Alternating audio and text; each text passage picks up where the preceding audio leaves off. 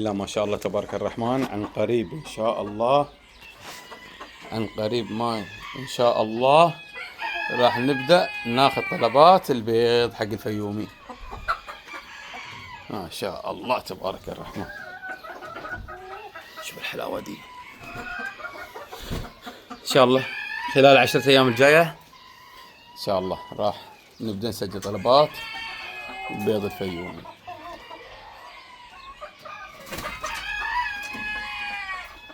نوريكم بعد الباقي البياضة.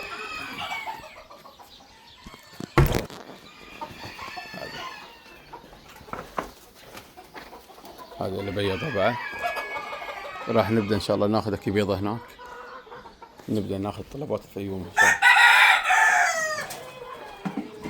هذا البيض موجود هناك في الزاوية.